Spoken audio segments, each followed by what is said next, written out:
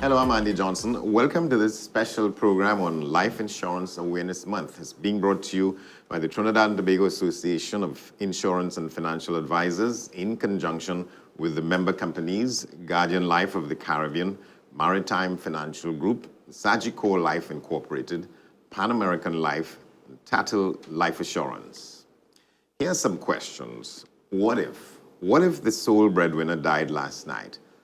How would the living expenses be paid? And what if you were critically ill or injured in an accident? Who will pay your medical bills and your living expenses? And here are some points to note. If you were diagnosed with a critical illness or injured in an accident, insurance will take care of it. If the sole breadwinner died last night, insurance will cover your expenses. Tertiary education, what about that? That's a milestone that insurance will make possible. Make retirement enjoyable and stress-free with insurance.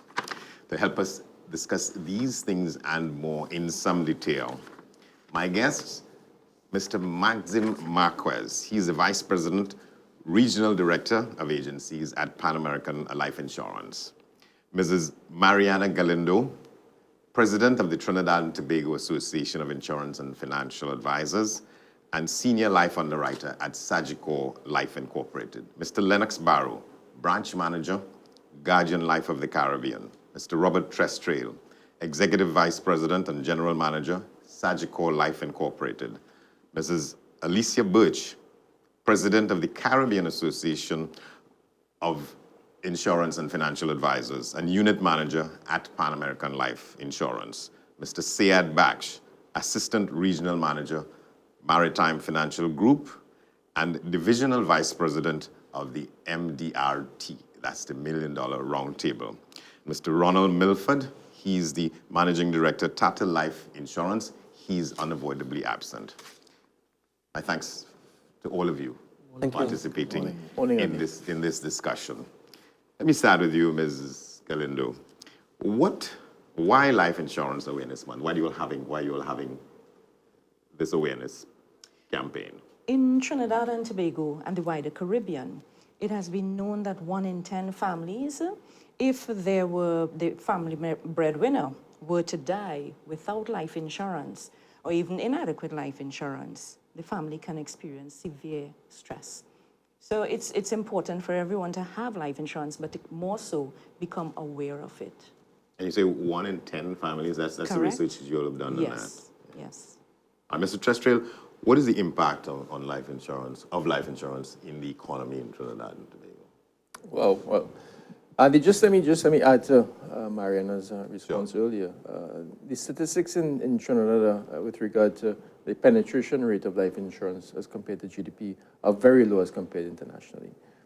We would be less than 3% when compared premium as a percent of GDP, and internationally that benchmark would be closer to 6 to 7%. So it just reaffirms the President's statement that with regard to people's ability to access insurance, the insurance industry is very well positioned for that. And the Insurance Awareness Month, really we hope, I imagine, to be able to reach out to the community, to the population of Trinidad and Tobago, to reinforce the need and the importance of insurance. With regard to your follow-on question, it's quite an interesting one. I often, very often, reflect on it and smile. I think the Minister of Finance in his address to Parliament when he I suppose, piloted the new Insurance Act, shared some statistics that I think would shock the population. The insurance industry manages, on behalf of its customers, approximately $50 billion in assets. $50 billion. In your introduction, you spoke about retirement. Yeah. Insurance and pension industry manages, on behalf of the customers, $100 billion. $100 billion, of which 50 to 60% is invested in the government of Trinidad and Tobago. How important are we, the sector? We contribute anywhere between 33 to 35% of gross domestic product. So as a sector, we are a considerable contributor to gross domestic product. As an employer, we employ thousands of people directly and tens of thousands indirectly. As a protector to the nation, I don't think anybody else provides the type of coverage that we do. And that's only a 1 in 10 participation. And Just that's- imagine what it might be, looking at benefits to the overall population if more people participated. Very much so. All right. Let me ask you, Mr. Max, what is the role of a life insurance agent?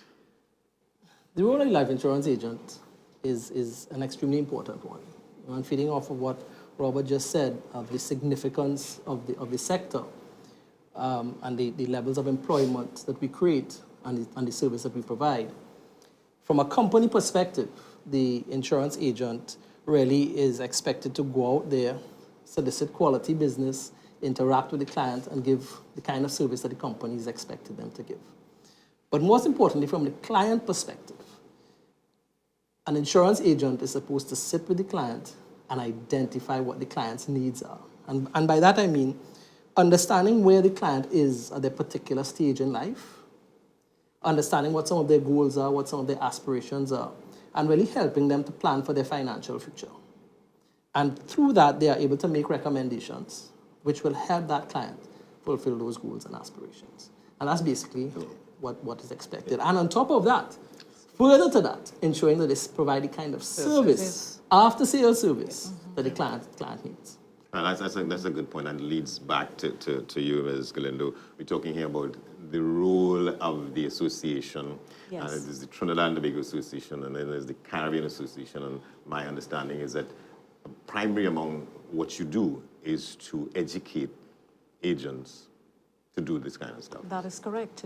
We ensure the education through, in collaboration with the Caribbean Association, CARIFA, as well as the American College. And we give them programs such as the designations Life Underwriters, Training Fellow, that's the LUTCF.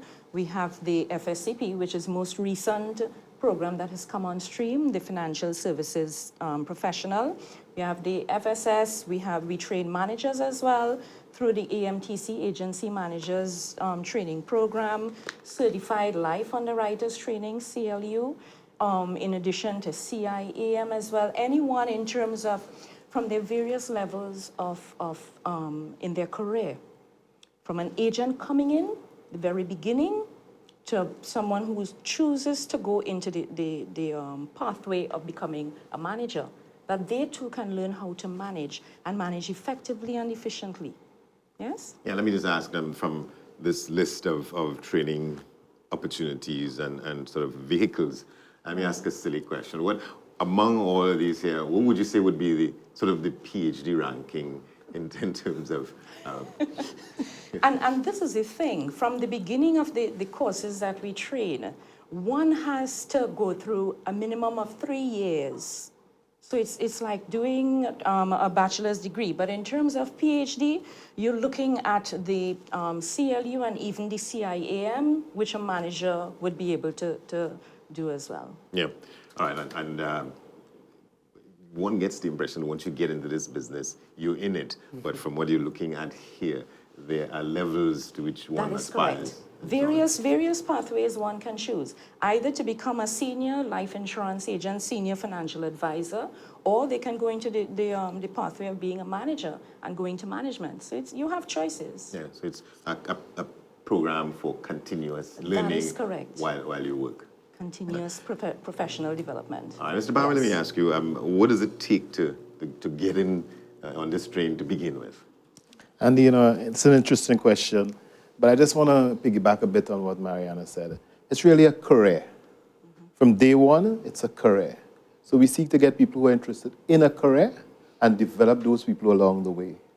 So from beginning, we have what is called an assessment, a psychometric assessment to determine the suitability for that candidate to become an insurance and financial services person. Then we take you through an orientation process where we get to know a little bit more about you and you get to know a little bit more about our industry. Unlike most other industries where you get in and then find out what the job entails, our career is designed in such a way that you can take a sneak peek and see what the career is all about so that you can make an informed decision whether this is the right career for you. Because we truly believe that people make decisions based on information. And the more informed they are, the better they will be able to make a decision whether this is the right career for them. So our orientation is designed, and it's across the company, it's kind of common, how the process is designed so that people can know, is this the right career for them? But more important, we want to know, is this the right person for this career? Yeah, are you the right person for this business? Yes. Yeah. So once there's a hand-in-glove match, then we bring the person into the industry. And then we put them on a career path where we can measure and monitor how they progress in relation to what their objectives are. Some people, as Mariana said, want to go into sales consultancy. Some people want to go on the management career path. So depending on where you want to go, we align the studies, the programs, the education is required to get you to where you want to go. But it's really about a career approach as opposed to a job. Correct. Yeah, a lot of people looking at it from the outside wouldn't believe or presume what you talked about earlier about conducting psychometric tests on people. Talk a little bit about that and why that is important. Well, we want to be able to predict your probability of success.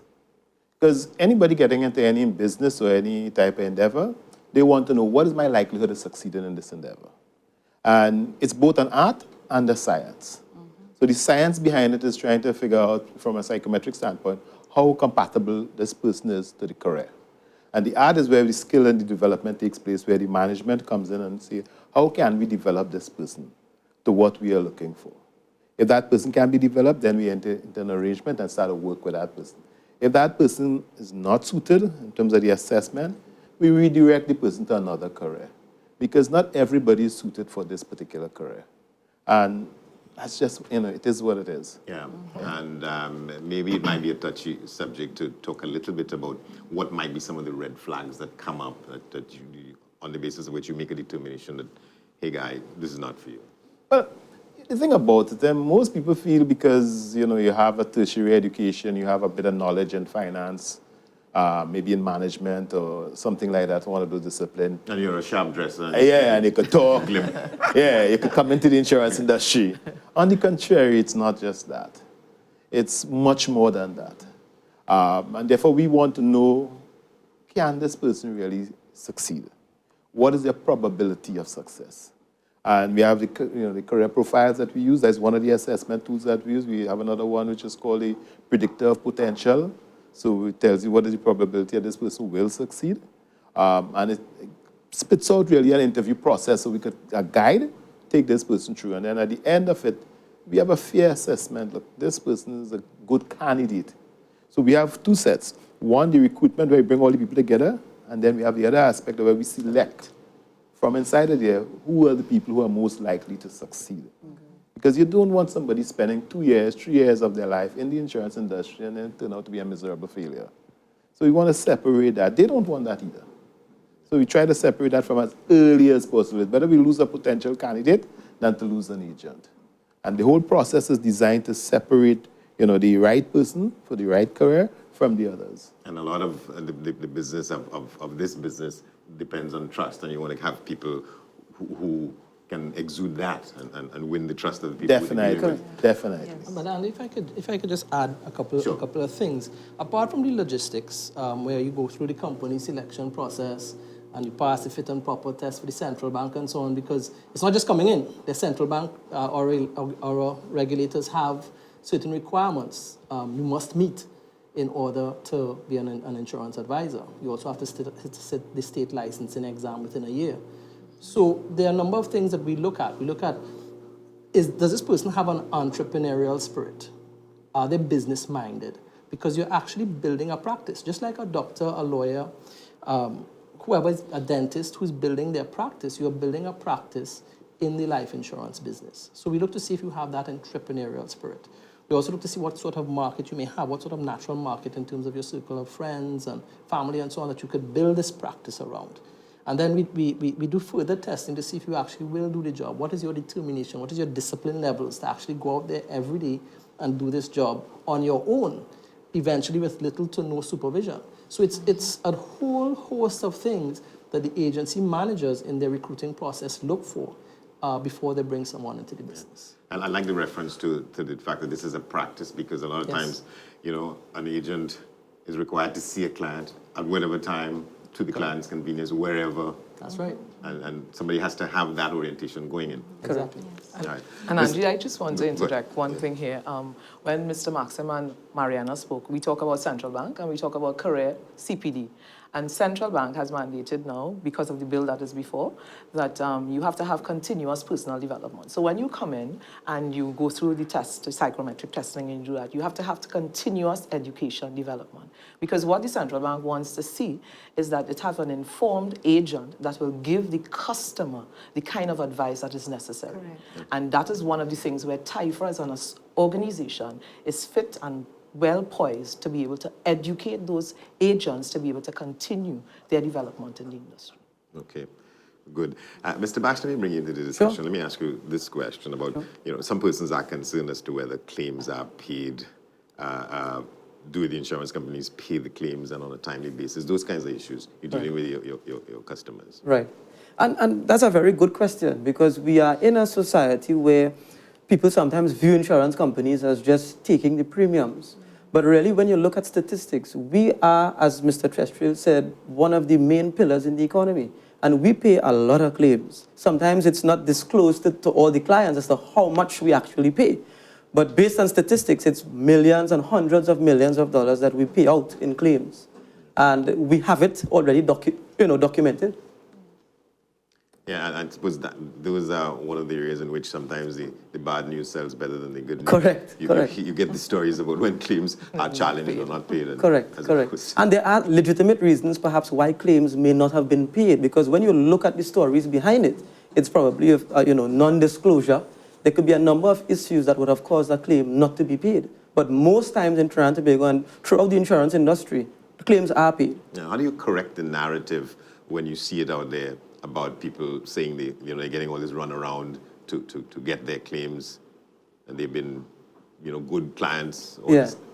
Well, usually, there is, you could consult with the manager of the branch, you could consult with the financial ombudsman if you have an issue.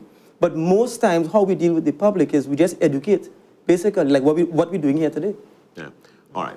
And So- can I just go ahead. contribute here a little bit? I think you used a very informative word. You said trust.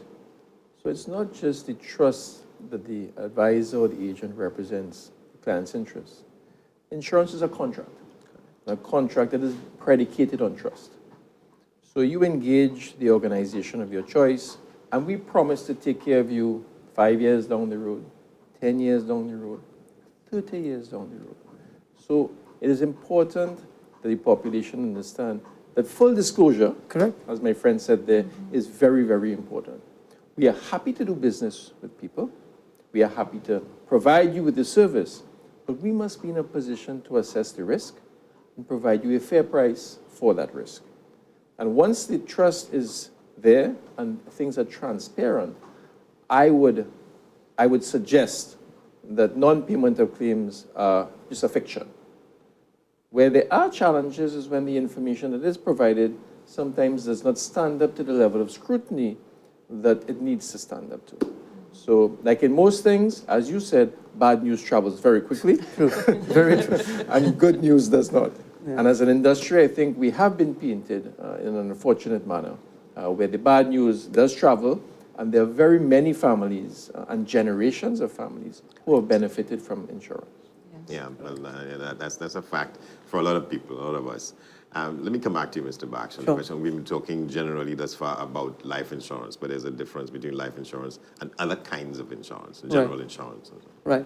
Well, life insurance, as we mentioned before, takes care basically of the major economic hazards, and one being early death, the other being sickness or disability, the third being inflation, and the fourth one is really proper retirement planning. So life insurance companies and financial advisors are trained to make sure that we meet with the client and advise them accordingly with those 4 economic hazards. So we protect against those 4 hazards.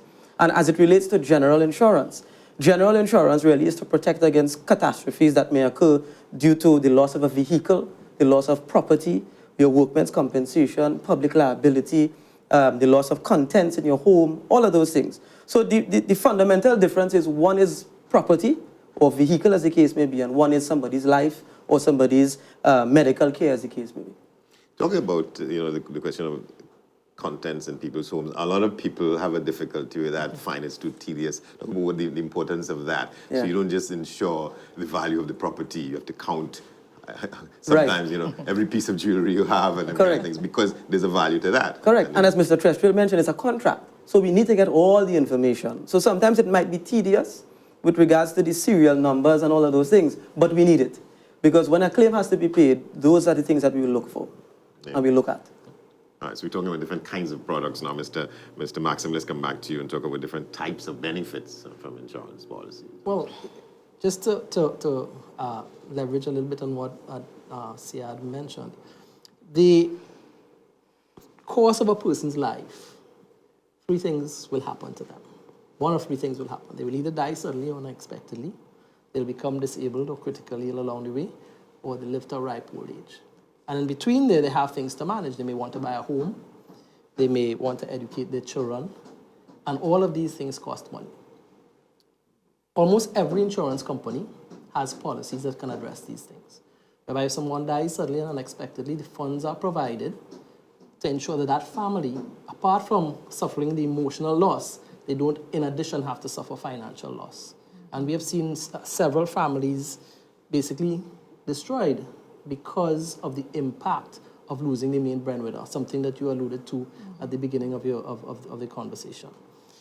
Then you have disability or critical illness along the way. What happens if I become disabled or critically ill? Obviously, they have the public service, but is that my preference, or would I prefer to go to a private institution and be able to take care of my illness along the way? And even when I'm ill, if I'm not able to work, what replaces that income? And how can I manage that situation financially so it doesn't impact my family? Because apart from losing the income, I now have medical expenses. Yeah. So you get a double whammy, as they say. Yeah. So every insurance company has products that can manage that particular situation. And then the other situation is, what happens if I live to a ripe old age? Have I adequately managed myself in a way that I'm not only dependent on what the social programs may offer through things like old age pension and NIS, which many people would tell you is not enough to sustain their lifestyle at retirement, but what additional resources have I put aside through probably a pension program offered by one of our insurance companies that can also supplement my retirement and let me live that kind of lifestyle. In addition to that, for what I call some of the main events in your life, you have things like providing for tertiary education, providing a lump sum down payment for a home I may want to purchase as a young person going forward. So insurance cash values that build up on a policy have also contributed to helping people manage some of those financial situations as they go along. And if I may, Go ahead. I just want to add one thing. We spoke earlier about insurance, providing for people's needs. I think it's much more than just their needs. Because somebody needs health care, but they want a particular kind of health care. They want a particular kind of from a particular institution. And this is where the insurance, having personal insurance, having health plans, having in the US dollar health plans, affords a person the opportunity to choose where they can access their benefit.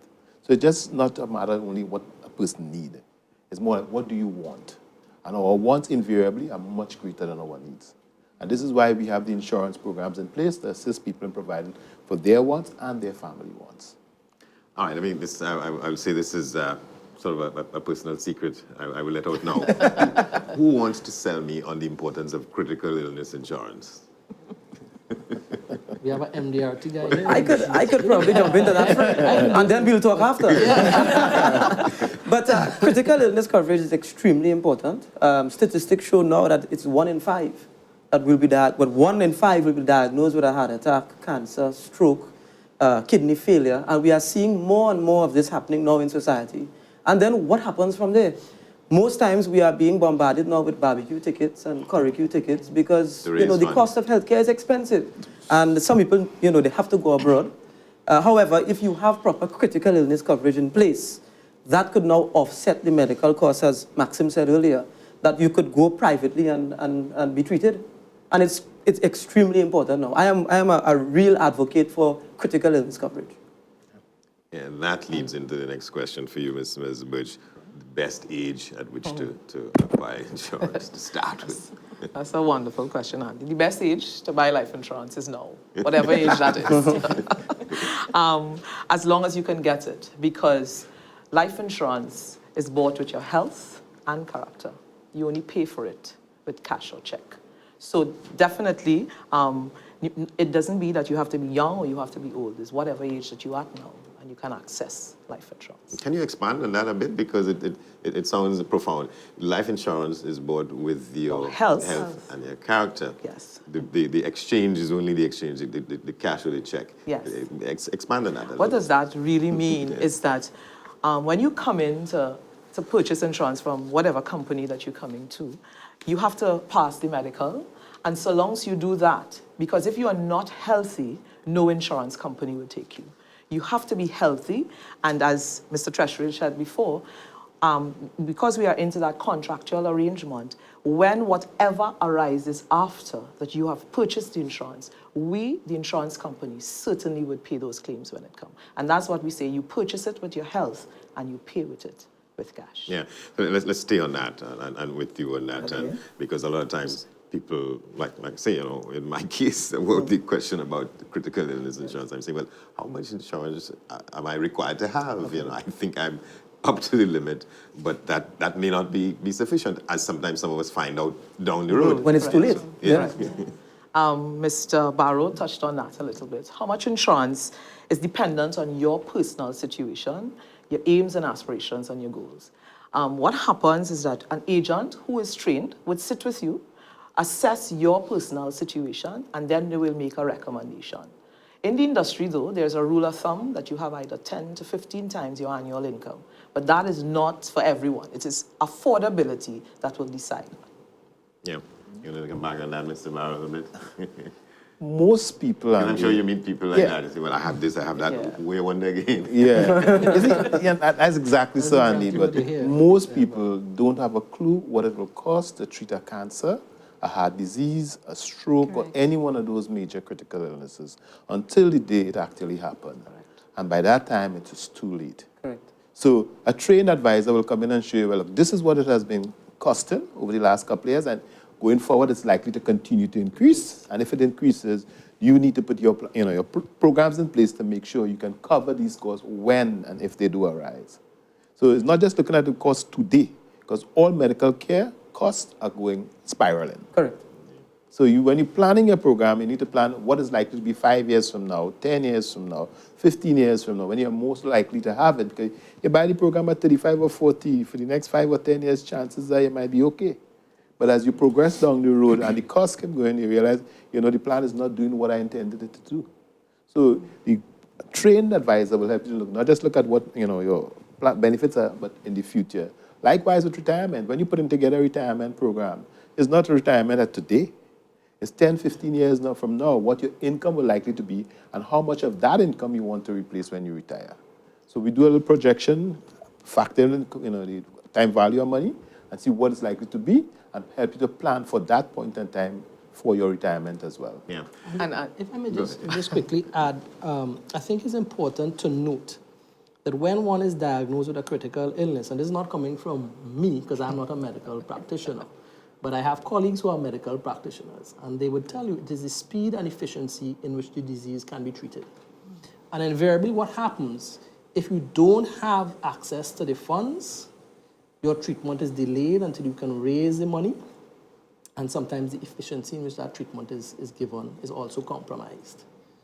When you have access to the money, you can try to move very quickly on getting this disease treated, which improves significantly your chance of survival. Yeah. And I think that is an important factor to note. Okay, Ms. Butch, you want to... yeah, I just wanted to say something with Mr. Barrow. What he was saying is that is what you have to, over the time, 5 years from now, what it would be. And that's where service comes in and annual reviews. Correct. You would say, an agent, oh boy, you're coming by me every year, but that is because we want to see if what we had purchased is adequately enough. Your situation has improved, you have another family member, you have a young child, how far are you, do you want to retire? So we have annual reviews, and that couples with service that we will give constantly to that client to ensure that he's updated on what is current and relevant for his particular situation. You look like you wanted to add something to that, Mr. Treasurer. Well, I guess, Andy, the truth is that everybody starts on a pathway. I would ask you to reflect on yourself. 20 years ago, where were you in the industry? What was your earning potential at that stage, but was in capacity at that stage. 20 years later, let me assure you, when you sit with one of the financial advisors, and my friend there was happy to meet with you, the truth is you would likely find that you are not appropriately covered, and that God forbid something was to happen to you, there would be a shortfall in what you can provide, either for yourself in the issues of a critical illness or medical coverage, or for the benefits of your family. You know, very often, as a human being, we talk about difference between need and want. Yeah. Okay? So we just finished World Cup. And what did we see in newspapers and on television? Advertisements about big screen TVs. Because that's what people want. Yes. We saw nice living room furniture so that you could look at the games comfortably with your friends and families. That's what people want. The truth is, what they need is insurance business. They need to protect themselves. So sure, we need to pursue the things that we want. But as part of this month's experience, I think what the industry is trying to do is to show the importance of examining the importance of what you need to protect your families. And people very often challenge the industry and individuals about the price. Yeah. Can I afford it? And the truth is, my friend referred there to the issue of being bombarded with barbecue tickets and curry tickets. The truth is, the question is, can we afford not to have it? Correct. I would proffer, Andy, that 30-year-old could easily get life insurance coverage for less than a bottle of water a day. And that would give them coverage for possibly between $1 to $2 million in insurance.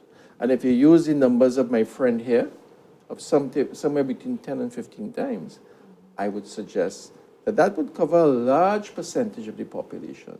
Less than a bottle of water a day. Now, Andy, when you walk the streets of Port of Spain like I do, how many bottles of water do we see people all over the place? And I would suggest to the population, examine what you have, just as you said, and then determine what you need. And there's a pathway to getting there. You won't get there overnight. Correct. But as you build your career, as you build your future, and as you build your family, it's important to continually reassess what you have. All right. Let me come back to you, Mr. Maxim. Taking up from these responses and something you'd said earlier, the question about discipline, you know, when an emergency arises and sometimes you just can't continue. What are the options for someone? Well, I think first and foremost, when you find yourself in a situation in terms of can't continue, or you feel that you can't continue with your current coverage, you should sit and consult with your agent and your advisor. And then, barring that, there are other options. There are loans that would be available, cash value loans, so you can let the policy run for a while without even paying a premium, but maintain your coverage based on the cash values that would have accumulated on the policy. You can even extract some of the money to help tide you over until, if it's a situation where you may have lost your job or something like that, tide you over for a period of time until you get a new job and help you work through that situation. If it's a situation where you may have been disabled, there are parts of the policy that you can add on, which is disability waivers, where the company will actually ensure your policy keeps in force until you are in a position to get back working. So there are several options that are available, but I always say don't just assume that you should go in and surrender your policy. Sit with an advisor who can advise you on the best course of action based on your circumstances. All right, thank you very much, Mr. Bax. Again, coming on this continuum, the question of what it costs to wait, you know, putting off for tomorrow. Very good question. Because most times when advisors would speak to some clients, they may say, well, I'm not doing it right now. Let's do it next year or next month or next week, as the case may be. And sometimes the cost of waiting could be severe. It could mean death, because we don't know what will happen tomorrow. But the cost of waiting really speaks about if you should not take action, what happens? What are the consequences of not taking action to protect your assets or to protect yourself? And then beyond that, we also have the cost of waiting. As it goes on to, you would also not prepared to start this program and the catastrophes that could possibly occur. You don't want to insure your vehicle after it's written off. You want to do it before.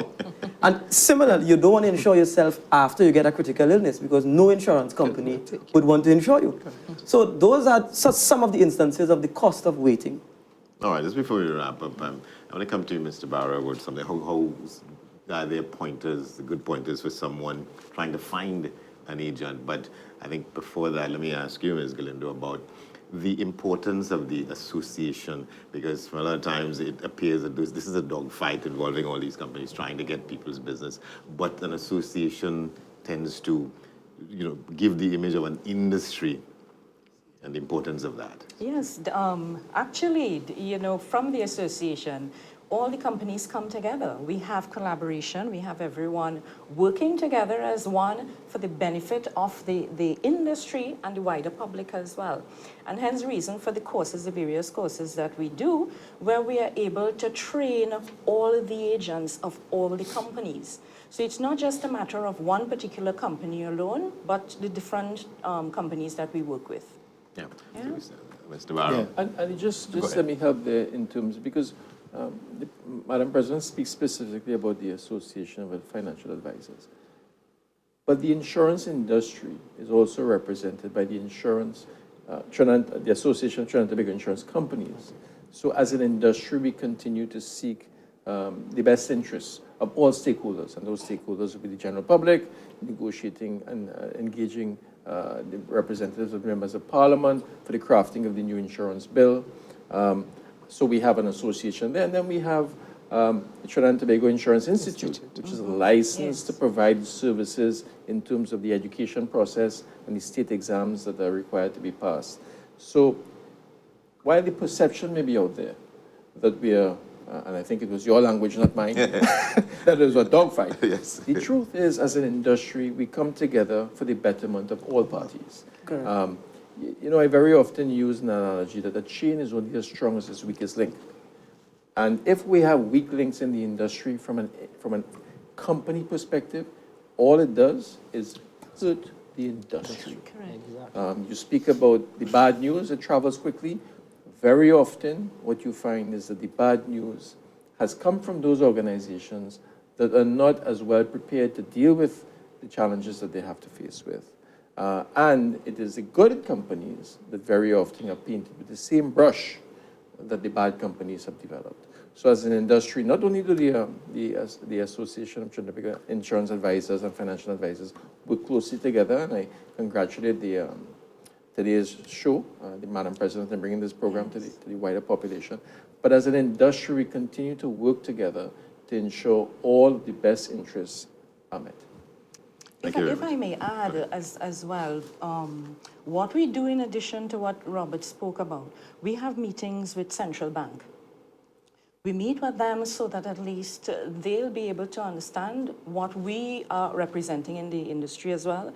Our agents, we meet with and we've impacted on the insurance bill, and this is one of the reasons we are hoping that the bill is assented soon. Once it's assented, it's just like what has been shared here this morning. You find those in the industry who have given the industry a name that does not raise the standard. Those will be out. The industry will more have professionals, which is what we stand for and which is what we are, right, in doing this particular job to help the wider public. So we have meetings with the Central Bank, with TTAIFA, as Robert explained. We collaborate with the other associations as well as ATIC. Yes? Yeah. All right, so we'll end sort of on the ground floor again, Mr. Barrow. And how does one get into the thing? It is interesting to how does someone select an insurance agent. First of all, most companies, they would have their list of all their agents, either on their webpage, or maybe if you call into the company, you'll probably be able to get an agent. But more important, I think when the public is looking to select an agent, they should do their own due diligence on each agent.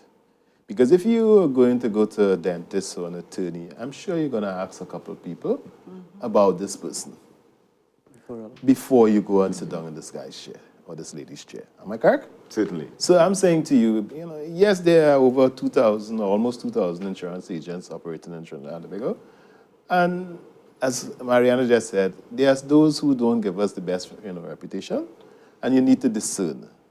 And one of the ways in which you can discern is do some due diligence. Have a conversation with, some member of your family, somebody in the insurance industry. Find out a thing or two before you just go and trust somebody like that. Because the industry is evolving. It's a dynamic industry. It's becoming a more professional industry.